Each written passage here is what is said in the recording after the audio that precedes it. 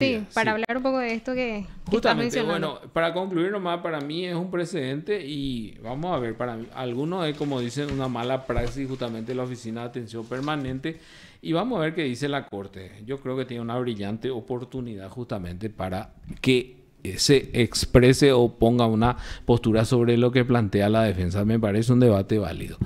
Doctora Jessie Ruiz Díaz, buenas tardes, ¿cómo está? Buenas tardes, Raúl, también a todos tus oyentes y a tu compañera ahí de trabajo. Sí, doctora, justamente estábamos analizando este auto interlocutorio que se dio el pasado viernes que confirmó finalmente la prisión preventiva de Paraguayo Cuba. Queríamos saber su opinión porque justamente usted es la que estaba presentando varios puntos en sus argumentos de apelación. Bueno, la verdad, a mí a esta altura del campeonato, como se dice, a mí ya no me sorprende en absoluto ninguna de las resoluciones que puedan emitir jueces, tribunales, incluso la Corte Suprema de Justicia. ¿Verdad? Porque una cosa es lo que uno estudia en la facultad, una cosa es lo que uno aprende, ¿verdad? En cuanto a doctrinas, va leyendo la jurisprudencia, y otra cosa es lo que finalmente ocurre aquí por los pasillos. Pero lo más anecdótico también de todo esto es que, sinceramente, con esto prácticamente se ratifica la Cámara, por decirlo así, el Tribunal de Apelación, en darle prácticamente un rol prácticamente nulo a un juez penal de garantía, ¿verdad? O sea, finalmente, ¿cuál es la función de un juez penal de garantía a partir de esto? Ni siquiera ya hace un control de legalidad de la resolución. Ya no hace falta ni siquiera que admita la resolución, basta que ya el Ministerio Público presente cualquier mamotreto y con eso nosotros ya tenemos que estar ya notificados supuestamente ya de los hechos o de los cargos, como bien lo mencionabas vos, Raúl, ¿verdad? Y ahí es donde también quiero hacer una acotación, ¿verdad? Según la Cámara dice que el señor Paraguayo Cuba ya tenía conocimiento de los cargos. Cuando se habla de conocimiento del acta de imputación, el señor Paraguayo Cuba tiene que conocer el hecho, las calificaciones y los elementos de sospecha, por lo menos, de lo que colectó la Fiscalía a prima facie.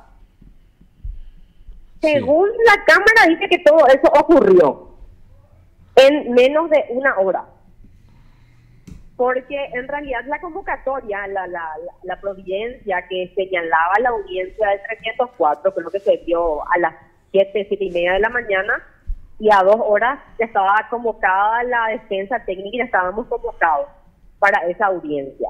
En ese tiempo no había ninguna notificación de nada, ni siquiera en esa cédula de notificación estaba admitida el acta de imputación, ni tampoco decía notifíquese al señor Paraguayo Cuba. Al momento de la audiencia, lo único que el juez dijo eran la lista, el rosario de listas de hechos punibles que se le atribuía al señor Paraguayo Cuba. En ningún momento se le leyó la descripción de hechos, cuáles son los elementos. Ni siquiera él tenía a mano esos elementos, porque ni el sistema tampoco estaba cargada, digamos, los elementos de convicción que supuestamente en los cuales se basó el juez Jean Paul, que también fue eso motivo de crítica y de impugnación por esta representación, ¿verdad? Por esta defensa técnica. Entonces, todo lo que en esa resolución, ¿verdad? Que es una resolución a una suerte de corporativismo, también me imagino, para ayudar, entre comillas, a Jean Paul López a tratar de suplir esa negligencia que efectivamente genera una nulidad absoluta, y no es una mera nulidad como decía el tribunal. Aquí esto es inconcebible, ¿verdad? O sea, lo que se dio. Aquí se impuso medidas sin que se admita formalmente, sin que exista ese control de jurisdiccional respecto al acta de imputación. Y es ahí a partir del momento, porque el 303 dice claramente que a partir de ahí se inicia propiamente el proceso. A partir de ese acto recién es donde se puede hablar de una convocatoria a una audiencia de imposición de medidas. Y nada de eso ocurrió. Y nosotros además impugnamos también el acta que dio origen a esa resolución, porque justamente el acta no tenía todas las peticiones hechas por esa parte, y mucho menos pueden mirar en el acta que habla de una descripción detallada de los hechos y de los supuestos elementos que tenía la Fiscalía y que supuestamente fueron notificados en esa ocasión al señor Paraguayo Cuba. No basta simplemente que ahora el juez diga si ya tenés una imputación de tales hechos, ya ahora te podemos aplicar tu medida. Entonces, ¿qué es lo que con esto, qué es lo que quiero decir con esto? Que ahora cualquier cosa que ya el Ministerio Público pueda presentar, ya a partir de esto también, si la Corte esto permite, ya entonces tendríamos que abolir todos los juzgados de garantía porque ya no van a tener ninguna razón de ser. Doctora, Directamente yo creo que la Fiscalía ahora va a poder imputar y ya van a poder tener a una audiencia hasta la misma sede fiscal, ¿verdad? doctora, una cuestión, algo que justamente me pregunto también, ¿verdad? Según los fallos de la Corte, el cómputo de la duración del proceso inicia con la notificación del acta de imputación, ¿verdad? Así mismo. Si él tenía una medida cautelar ese sábado y se admitió recién el lunes, quiere decir que el lunes inicia el proceso. Y supuestamente él ya estaba notificado sin, o sea que como leí algunos también comentarios hechos por otros profesionales, se metió el gol sin empezar el partido. Básicamente eso es lo que pasó, ¿verdad? Acá ya supuestamente ya se metió el gol antes de que empiece el partido. Y hasta es ridículo decir esto, pero es básicamente eso. Se le impuso una medida sin que inicie el proceso. Y en este caso, doctora, tenemos conocimiento justamente que hay un habeas corpus. O sea, ¿qué sabe de eso? Si se inhibieron los ministros, si están todos, porque hoy hubo un pedido, o sea, el juez de garantía Julián López ya comunicó, hizo un informe acerca de la situación procesal de Paraguayo Cubas a la sala penal de la Corte. Bueno, y en ese informe, la verdad que lo único que se dejó en evidencia es, mira, incluso, ¿verdad? Para decirte un poquito más. La medida cautelar se tiene que aplicar cuando existe una admisión formal, por decirlo ya, y también en el sentido de incluso algunos lo extienden un poco más, decir, no basta solamente que esté admitida, sino que también esa admisión haya quedado firme. Y esa admisión ni siquiera a la fecha ha quedado firme. Porque también se interpuso un recurso de reposición y con apelación en subsidio contra esa admisión. O sea, son varias cuestiones que también la Corte va a tener que dirimir. Ahora, en lo que respecta al habeas corpus, sí, efectivamente el juzgado de garantía número 12 informó ya a la Corte Suprema de Justicia de que, bueno, la Corte le solicitó en qué fecha inició el procedimiento, le pregunta al juzgado de garantía. Y el juzgado de garantía no tuvo otra mejor respuesta de decir que no tiene esa respuesta porque el expediente estaba en el tribunal de apelación. Y ni siquiera habla del procedimiento, habla de la investigación. La investigación puede empezar en cualquier momento, Raúl. Vos sabés que hay miles de investigaciones, pero cuando inicia el proceso penal formal es con la imputación notificada y admitida. La investigación, puede haber miles de investigaciones, y esa no fue la consulta hecha por la Corte, sino que cuando inició el procedimiento formal. Y el juzgado dice que no tiene conocimiento de cuándo inició la investigación. La investigación es una cosa y el proceso es otra cosa. El proceso penal inicia con la notificación formal de esa acta de imputación o de cualquier otro requerimiento también, ¿verdad? Porque hay otros requerimientos que también la Fiscalía puede presentar. Me permití, doctora, dice, en relación a este punto no puedo informar la fecha de inicio de investigación teniendo en cuenta que el expediente judicial se encuentra en la Secretaría del Tribunal de Apelación en lo penal cuarta sala, dice. Es un tiroteo elegante que hizo el juzgado. Pero no se inhibieron, está toda la sala penal, entonces Carolina Llanes, Manuel Ramírez Candia y Luis María. En principio, el preopinante es el doctor Ramírez Candia. En otro punto de ese informe que no sé si vos tenés, Raúl, hace alusión justamente a que también la resolución de la admisión fue recurrida por un recurso de reposición y apelación en subsidio, y habla taxativamente en el informe de que se dictó la prisión el sábado y que posteriormente se admitió. O sea, eso dice en el informe. Ah, sí, tenés eso razón. Se menciona en el mes. Sí, porque dice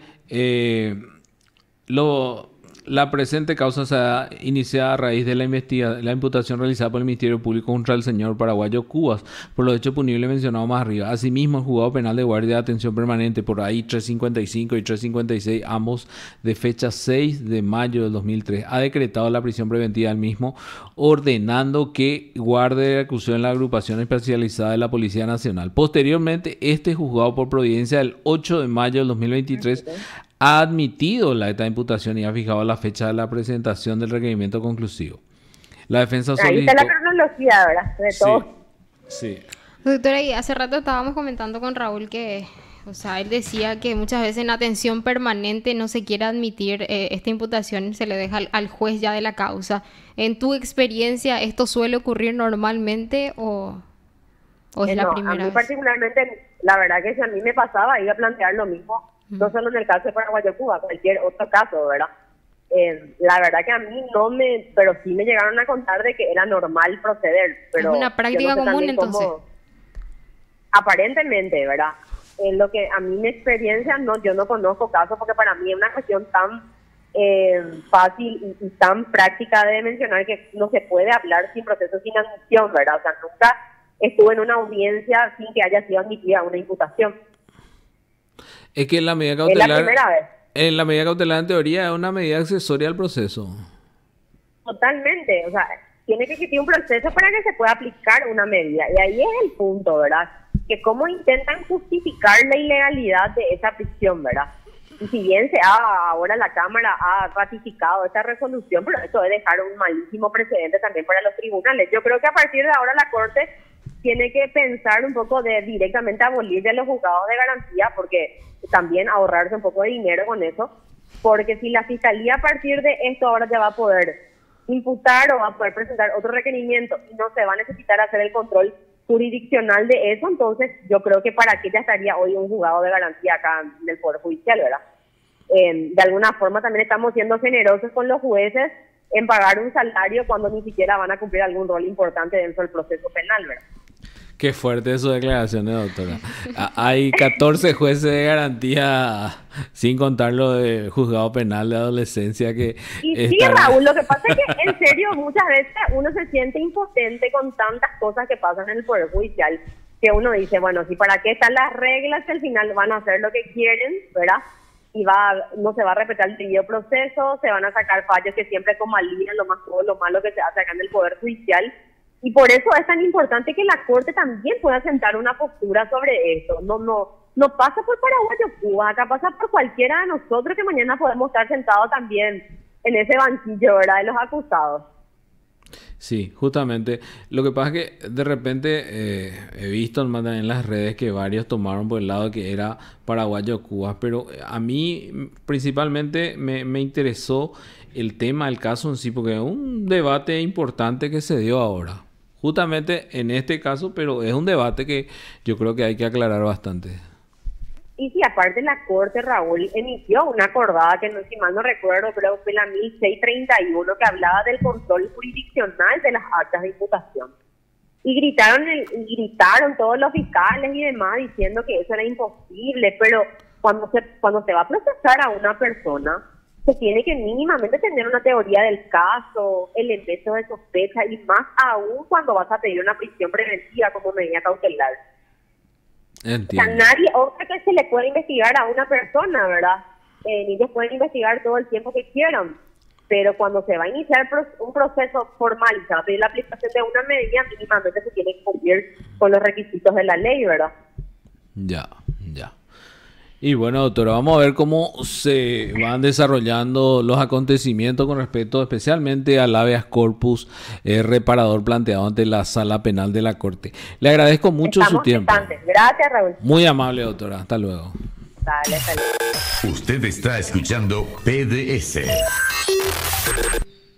Sí, hablamos con la doctora Jessie Ruiz Díaz, quien juntamente con la abogada Yolanda Paredes, la esposa de Paraguayo Cubas, llevan la defensa del ex candidato presidencial.